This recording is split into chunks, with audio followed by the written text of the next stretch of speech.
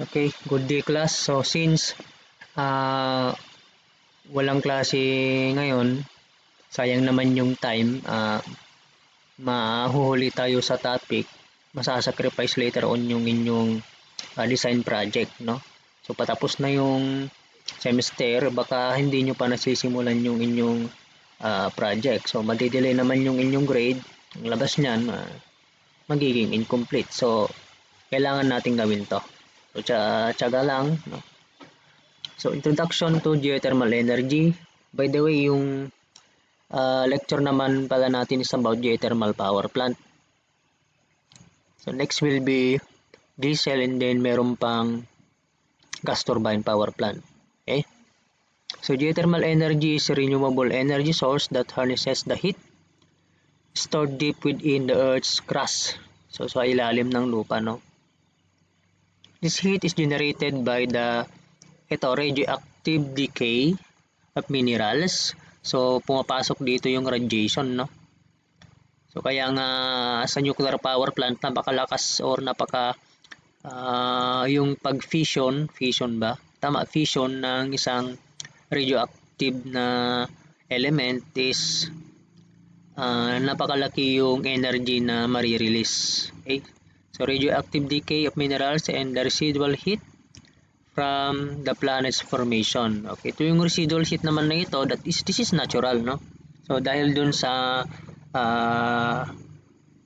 natural na sabi naman dito yung formation, hindi ko sure kung ano yung residual heat na ito. Parang ano na lang, normal, no? Natural, natural na nangyayari. So geothermal energy can be used directly for heating or cooling. Okay, so sa cooling naman na ito, yung heat will be utilized to run a compressor. And then yung compressor na yan, isasalpak yan sa isang refrigeration system or air conditioning. Or it can be converted into electricity. So ito yung target natin, no? Ito yung pag-aaralan natin. While geothermal power plants require specific geological conditions, ayan, so hindi ka basta-basta pwedeng magpatayo ng isang power plant sa kahit saan banda, no? They offer a clean and reliable energy source with minimal environmental impact. So meron pa rin siyang environmental impact. Konti nga lang, for example doon sa steam na naglilik, for example, may mga minerals kasi doon na lumalabas din. For example, methane gas, mga ganyan. Okay, may mga gases. So, saan ba nanggagaling yung source ng heat? So, the primary heat source for geothermal energy is the radioactive decay of elements within the Earth's crust. So, radioactive decay is a natural process. Kaya, a natural process where unstable atomic nuclei release energy and particles, transforming into more stable nuclei. So, hindi ko na gaanong kabisado tong radioactive decay. So, sa ano na to, no? May halong ano na yan, chemistry siyempre. So this process occurs due to the imbalance between the number of protons and neutrons in the nucleus. So anyway, this is not our focus, no? So kung papag-aralan pa natin ng mas malalim yan, baka abutin tayo ng matagalan tayo. So elements kagaya ng uranium, so ito yung normal na common na ginagamit sa nuclear power plant. Thorium and potassium release heat as they decay, contributing to the high temperatures found deep underground. Then additionally, ito na yung natural, no? The Earth retains residual heat from its formation billion of years ago. This continues to contribute to the overall heat within the planet. So yun, doon nanggagaling yung heat source.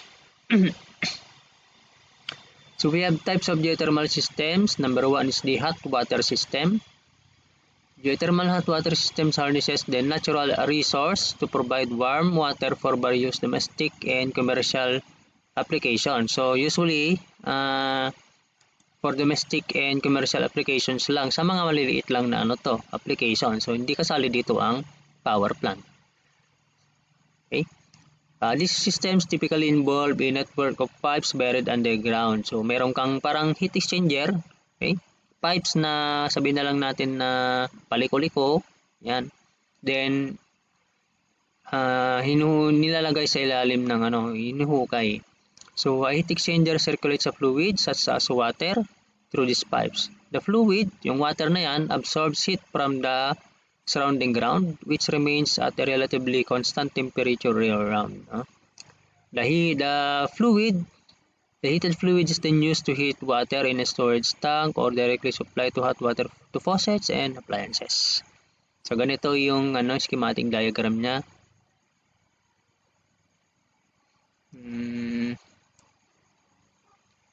So ito yung yung heat exchanger, yung pipe na hinukay sa hinukay yan, and then so meron kang pump, ipapump yung tubig, then i-store sa tangke. Then part of that hot water can be put into a boiler, then assuming na mayroon kang dito heat source, pwede mo siyang convert into electricity, no. Ayan. So halimbawa kasi hindi naman gaanong mainit yung fluid na galing dito kasi nga lang siya mainit pero hindi ganoon kainit, kaya kung gusto mong mag-convert yung hot water into steam, so magdagdag ka na lang ng heat dito. Yan. And then so yun, papunta na dun sa tap water, sa showers, and then sa radiator. So sa radiator naman nito, meron kang fan diyan. So yung fan i-extract yung heat sa radiator na yan, so para yung bahay is uminit din. Okay, so usually ginagamit naman ito sa mga lugar na malalamig. Okay?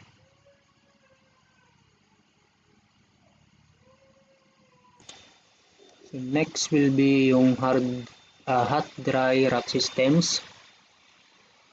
Geothermal hot dry rack systems are type of geothermal energy technology that taps into the heat stored deep within the Earth's crust. So unlike geothermal systems that rely on natural cooling hot water or steam, kumbaga yung ito, yung naturally na ito yung natural na lumalabas eh. Okay? So yung HDR system create their own heat exchange medium by drilling into hot dry rack formation. So ito, wala naman tayong heat exchanger na nilalagay doon, kagaya ng ito, for example yung hot water system, naglalagay ka ng heat exchanger doon sa ilalim ng lupa. Then ito naman is may mga mainit, sabihin na lang natin na space doon sa baba, na doon sa space na yon sa ilalim ng lupa, yung may mga may init na rocks. Okay, so yung sa space na yon papasukan mo ng water. Okay, so water is then injected into one well under high pressure, fracturing the rock and creating network of interconnected fractures. So yung fractures na sinasabi niyan, yung mga butas-butas doon sa yung mga spaces between rocks. So yun yung sinasabi niya.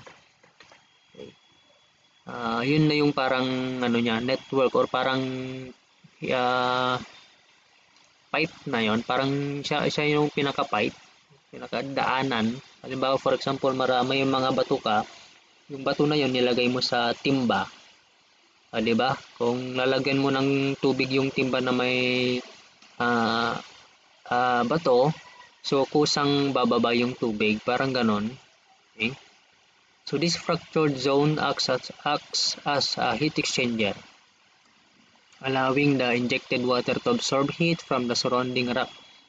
The heated water is then extracted from the second well and used to generate electricity or provide heat for various applications. So ito siya, ganito yung halimbawa. Ayan, yung mga bato-bato na yan may init.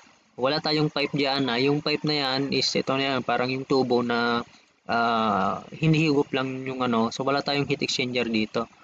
Yung mga spaces between the rocks, yung pores bang tawag doon? Hindi pala, no? Is yun na yung parang heat exchange medium. O yan. So ganyan siya.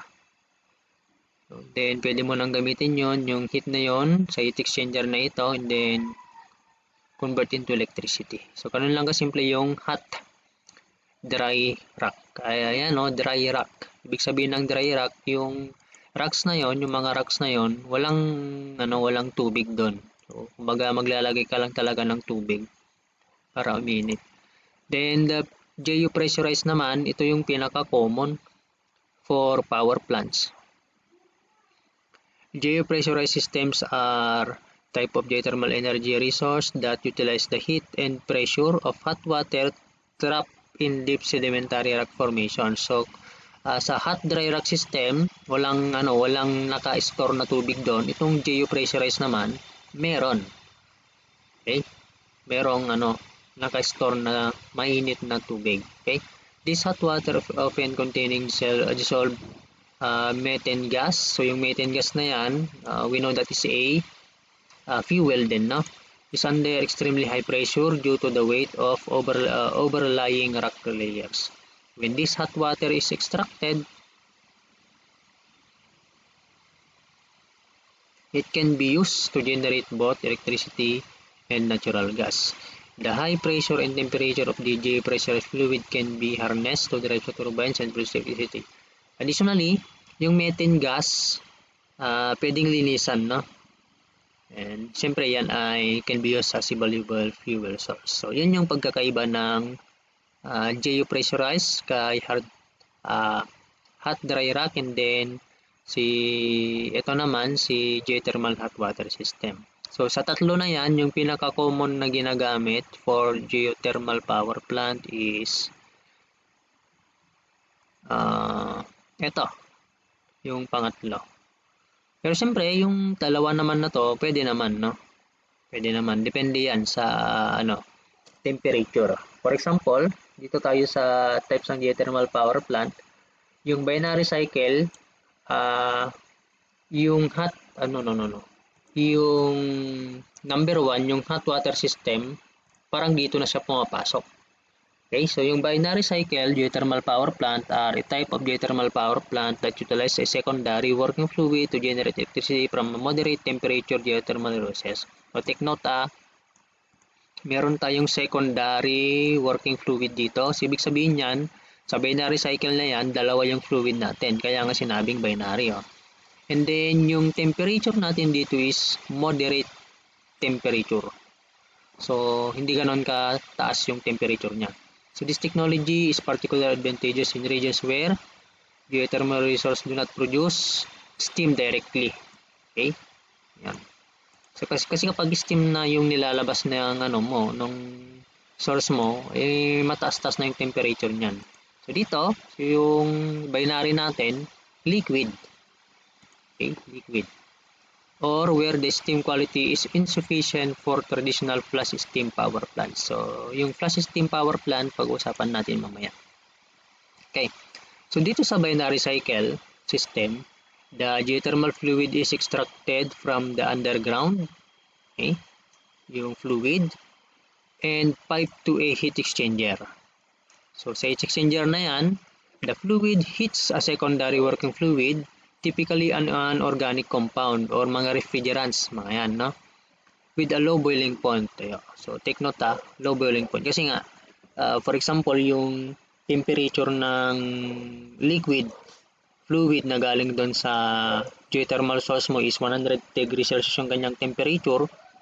So, kung sa tubig, kung halimbawa yung secondary fluid natin is tubig din lang, so actually mag-evaporate nga siya, no? At 100 degrees Celsius at 101.325 kilopascal. Kaya nga lang, so meron kang losses niyan sa heat exchanger na yan. So kung 100 degrees Celsius yung temperature ng primary fluid or yung geothermal source mo, hindi ibig sabihin na 100 degrees Celsius din yung magiging temperature ng water for the secondary working fluid due to the syempre yung conductivity, thermal resistance, mga ganyan. Okay, so hindi siya. So kaya ideally or typically mga refrigerants yung ginagamit kasi nga refrigerants is mababa yung boiling point ng mga refrigerants natin. So the secondary working fluid, ito na yon, vaporizes expands through a turbine and generates electricity. The condensed working fluid, okay, ito na yung the condensed na working fluid na ito is then recycled back to the heat exchanger. Okay. So yung part na ito yung sinasabi niya ay sa ano na to, Rankine cycle na to, no? While the geothermal fluid na lumamig is ibabalik lang dun sa ilalim ng lupa para uminit ulit, no? Then tsaka na naman gagamitin. So for the cycle, para magkaroon ng cycle. The primary advantage of binary cycle is their ability to efficiently extract energy from lower temperature geothermal resource. Ayan. So pang low temperature talaga siya, no? This makes them more versatile and applicable in a wider range of geological settings. So marami naman yung ganito, no? Actually sa Pilipinas, ewan ko, marami din dito sa Pilipinas, no? Ang geothermal power plant. Pero common yung ganito. Ayan. Okay. Additionally, binary cycles generally have a lower environmental impact compared to other power generation technologies as they produce minimal greenhouse gas emissions. Kasi nga yung ano natin, yung geothermal fluid natin, hindi naman siya na-release sa atmosphere kasi pabalik-balik lang yan sa lupa due to the dahil dun sa heat exchanger, no. Ito yung schematic diagram. So we have the geothermal fluid and then ito, I don't know kung valve ito or pump. Okay. So, tataas yan and then meron kang heat exchanger dito. Yung mainit na geothermal fluid mo, papainitin niya o para maging vapor yung fluid na ito. Then, lalamig siya. Then, babalik sa lupa. Then, itong nasa taas, yung cycle natin dito sa taas is simple Rankine cycle na lang siya. Ayan. So, simple, no? Napakasimple yung binary cycle. For flash steam geothermal power plants are a common type of geothermal power plant that utilize high temperature geothermal reservoir to generate electricity directly from steam. So ito, yung flash steam natin, ito yung common daw. Then yung temperature naman ng geothermal natin, fluid natin is high, mataas. Okay? Yan. This technology is well suited for regions with geothermal resource that produce steam at high pressure and temperature, no? So in a flash steam plant, geothermal fluid is extracted from the underground reservoir and piped to a separator. Yung separator na ito is parang yung steam drum sa boilers natin. So sa steam drum, sineseparate nyo yung saturated liquid doon sa saturated na vapor. So, ganoon din lang yung purpose nito.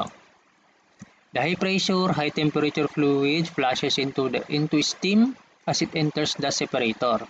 So, yung fluid na yan, or high temperature fluid na yan, liquid ito and then dadaan siya sa throttling valve, okay, or pressure reducing valve. So, dahil doon sa pagbaba ng kanyang pressure, part of the fluid na yan mako-convert into steam, saturated, and then yung iba naman mako-convert into saturated na liquid. Okay?